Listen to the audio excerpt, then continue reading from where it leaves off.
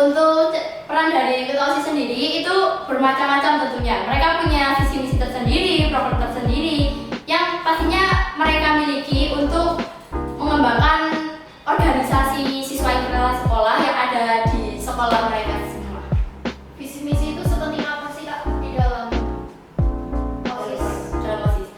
Visi misi itu penting banget ya teman-teman, karena visi misi itu adalah apa masa depan dan dasar-dasar apa yang bakalan mereka lakuin selama mereka menjabat menjadi ketua untuk organisasi intra ini di sekolah mereka. Nah, cara bikin visi misi yang baik dan benar dan bakal terjadi itu gimana sih?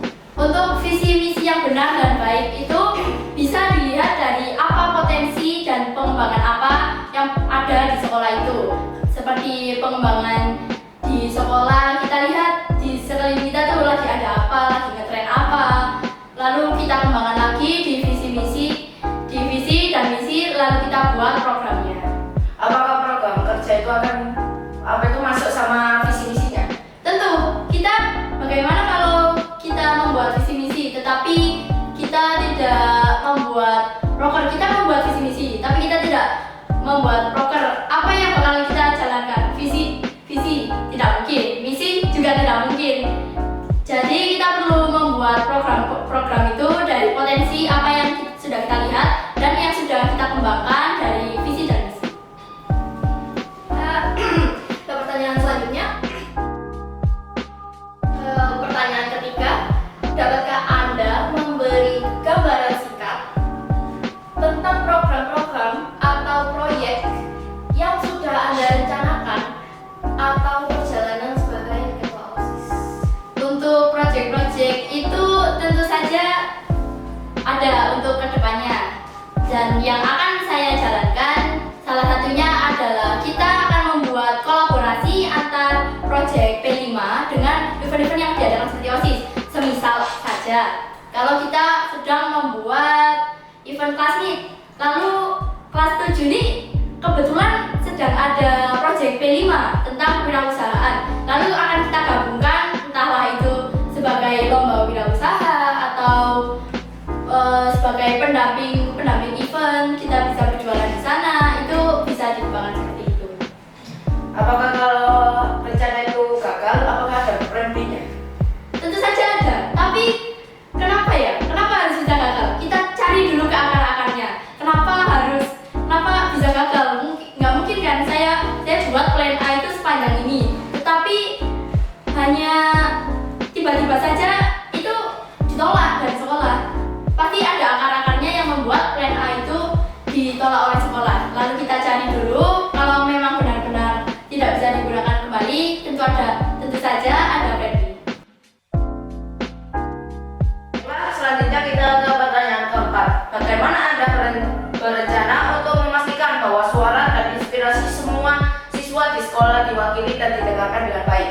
Tentu saja saya sudah menyiapkan program kerja unggulan saya yang berkaitan dengan hal tersebut.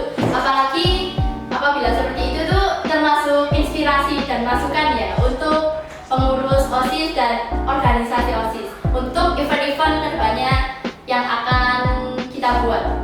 Salah satu program yang akan kita buat yaitu, maksud saya yang akan saya buat untuk tahun ke depan, yaitu saya akan membuat link G-form atau bisa disebut dengan angket yang pastinya akan diisi oleh seluruh siswa di SMP Negeri 11 Malang, dan akan saya riset kembali berdasarkan hasil suara terbanyak, lalu akan kita kembangkan menjadi suatu event atau kegiatan di dalam organisasi siswa sekolah SMP 11 Malang. Kak, sekiranya ada nih murid yang gak suka sama eventnya karena prestasinya dia itu gak masuk di dalam lomba-lombanya itu, kira-kira gimana cara? Kalau soal tentang perbedaan pendapat itu sudah wajar ya, tapi tentunya dari awal sudah saya pastikan kalau di sana sendiri angketnya sudah berisi tentang minat dan bakat, itu akan kita kembangkan. Kalau semisal ada yang kurang suka sama eventnya, kita akan coba kasih pengertian ya Kak, soalnya itu hasil dari suara terbanyak. Jika ketika angket atau G-formnya ada beberapa anak yang tidak isi, bagaimana? Akan kita coba tanyakan kembali pada anggota pengurus OSIS yang ada dalam kelas-kelas tersebut. Kita tanyakan satu di kelas kalian ada yang belum ngisi nggak nih, terus kita tolongin buat isi lagi. Oke, sekarang kita ke pertanyaan selanjutnya ya. Untuk pertanyaan selanjutnya, bagaimana Anda berkolaborasi dengan staf dan anggota OSIS lainnya untuk mencapai tujuan Anda? Tentu saja kalau untuk berkolaborasi itu pasti ada dari setiap organisasi manapun seperti BDI dan Galang, pasti mereka juga mengadakan namanya koordinasi. Oh, Ya, koordinasi itu adalah titik dasar sebuah organisasi untuk mencapai tujuan bersama. Dan dalam koordinasi tersebut kita mengadakan seperti kumpul dan komunikasi yang tentunya harus selalu terhubung satu sama lain. nah biasanya pas koordinasi ya nih Kak ya, itu kan ada dari yang muda, ada yang dari yang lebih tua. Iya. Cara Anda menghadapi biar dua-duanya bisa gimana ya? Bisa mengerti apa yang Anda bicarakan itu. Bicarakan. Ya maksudnya aku saya. Kalau terjadi perbedaan pendapat Iya, antara yang dua sama yang dua. Nah, kalau di situ sih kita tidak ada namanya perbedaan antara senior dan junior ya Kak. Kalau semisal yang pendapat dari pihak junior sendiri atau pihak senior atau lebih tua atau lebih muda itu kita menggunakan suara terbanyak gitu-gitu. Soalnya kita harus menyamaratakan kedudukan mereka demi mencapai tujuan yang sama. Misalnya ya kayak kalau pendapat dari organisasi OSIS nggak diterima sama organisasi lainnya, bagaimana? Kita perlu tanyakan kembali sih alasan mereka tidak terima itu karena beberapa hal atau bagaimana. Karena dalam kita tanyakan juga sih saran-saran untuk dari organisasi lain untuk organisasi intrasekolah itu seperti apa. Karena namanya masukan itu juga perlu. Kalau orang berani mengkritik, berarti mereka sendiri juga berani menjawab dan menyarankan ide-ide yang lebih baik. Baiklah, kita ke pertanyaan selanjutnya.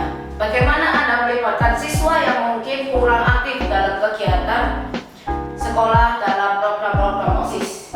Kalau soal siswa kurang aktif itu biasanya mereka juga punya alasan tersendiri ya Kak. Karena kalau semisal mereka tidak aktif tanpa alasan itu juga tidak masuk akal. Karena namanya berani masuk organisasi, mereka juga berani harus bertanggung jawab dalam kegiatan-kegiatan atau event-event yang akan diadakan oleh organisasinya sendiri. Kalau dia sendiri tidak mau aktif, bagaimana akan tercapai sebuah tujuan kita? Jadi ya seperti tadi namanya komunikasi, kita tanyakan terus kenapa dan alasan-alasan apa yang dia gunakan untuk tidak aktif dalam organisasi itu. Tapi semoga saja tidak terjadi ya Pak. Kalau seumpama sakit, izin sama dispensa itu berkelanjutan sampai tidak ikut organisasi terus-terusan, bagaimana? Kalau sakit pasti ada surat dokter dong Kak. Kenapa tidak kita selidikin dulu lalu kita jadikin bareng-bareng gitu kan? Kan kayak nggak mungkin ya kayak sakit berkelanjutan tidak ada surat dokter itu beneran sekolah atau niat masuk organisasi atau enggak gitu loh. Kalau izin berkelanjutan memangnya kemana? Atau keluar kota atau biasanya kalau izin berkepanjangan yang diizinkan dari sekolah sendiri itu ada pindah sekolah tapi masih mengurus surat itu. Tapi nggak mungkin sih Kak kalau izinnya berkepanjangan. Dispen kepanjangan. Dispen itu biasanya tidak nyampe 1 hari loh Kak. kayak lomba gitu. Kan nggak mungkin lebih dari seminggu. nggak mungkin Kak, nggak ada. Bahkan dari pihak sekolah sendiri belum, kan dari pihak BK, pihak sekolah dan BK mereka yang menandatanganin surat dispen itu belum tentu memberikan izin untuk siswa tersebut dalam dispen berkelanjutan dalam hal lain. Itu juga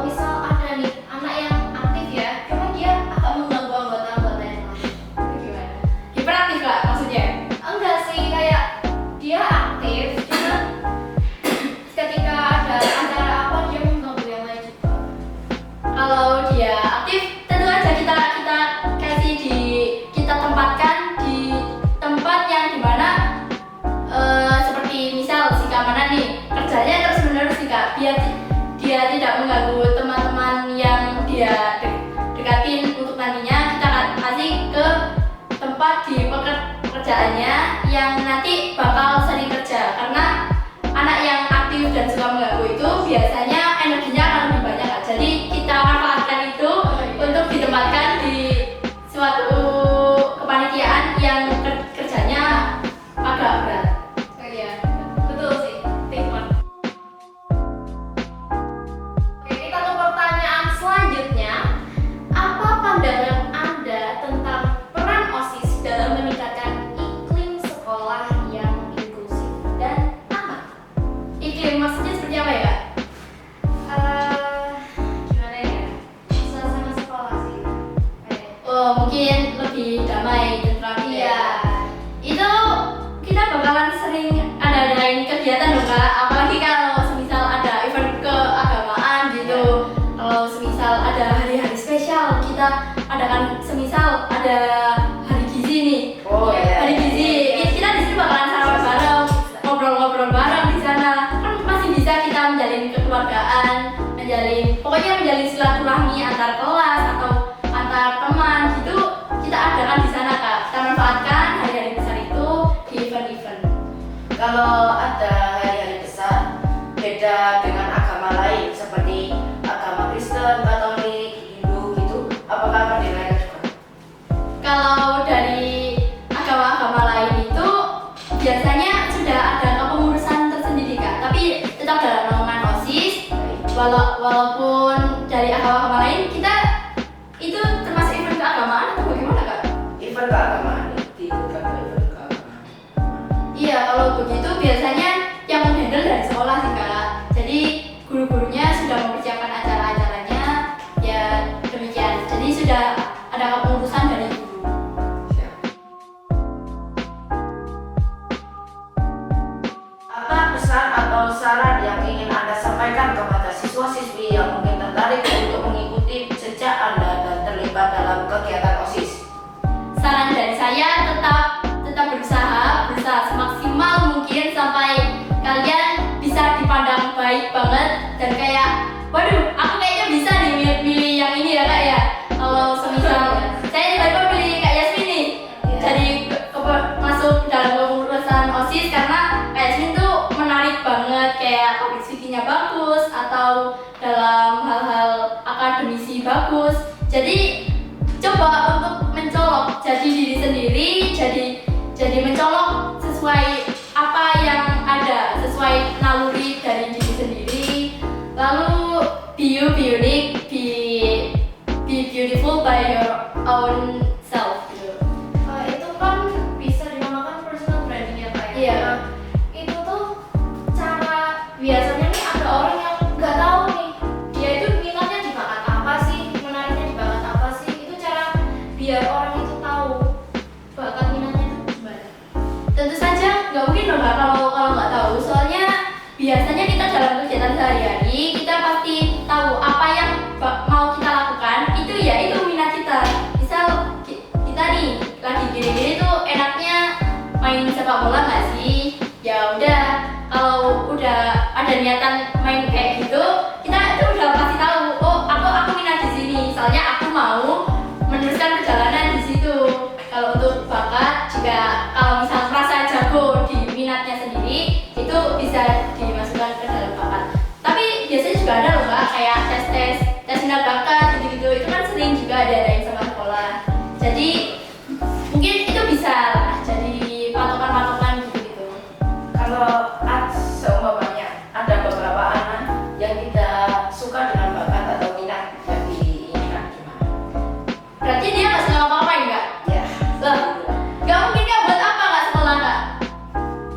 Justru buat sekolah ini dari SD itu kan kita biasanya kayak ngikut-ngikut guru aja kan. Di SMP ini banyak banget ekskul yang bisa kita ikutin, organisasi, ekskul, kayak akademisi, non akademisi. Itu kita bisa ngembangin bakat dan minat lewat situ. Kalau nggak tertarik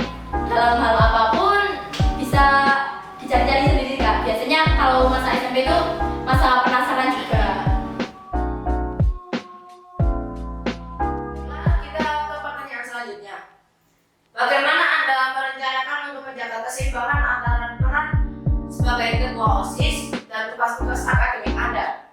Kalau dari saya pribadi itu kan pertanyaan personal ya Kak ya. Itu tentu saja saya akan membagi waktu Kak. Karena ya dengan membagi waktu itu saya bisa apa ya kayak namanya kayak membagi jam kerja dan jam untuk belajar saya sendiri kayak iya organize time. Saya dari orang keren banget ya sih Kak. Ya saya tentunya bakal memprioritaskan tugas terlebih dahulu sih Kak, karena itu akan menyangkut pada masa depan saya Kak. Tentu saja akademis itu sangat penting bagi masa depan saya. Lalu untuk OSIS saya juga masih prioritas dong, tapi tentu saja saya akan menomor-satukan masa depan saya yaitu akademik tugas akademik lah. Seneng gak sih Kak? Tiba-tiba kepilih jadi waduh, seneng banget dong Kak. Ya ampun rasanya kayak apa ya Kak ya? Mimpi gak sih? Iya. Mimpi gak sih? Ternyata wah keren banget ya. Kayak orang saya ini yang punya kayak gini yang awalnya gitu tiba-tiba bisa jadi calon ketua OSIS Kak. Keren banget ya sih. Ya sih. Dengerin kata-katanya Iwan juga kayak pengen deh tahun depan jadi ketua OSIS ya nggak sih? Aduh, Ya. boleh nggak sih? Kamu dari mimpi nggak? Kamu dari mimpi nggak?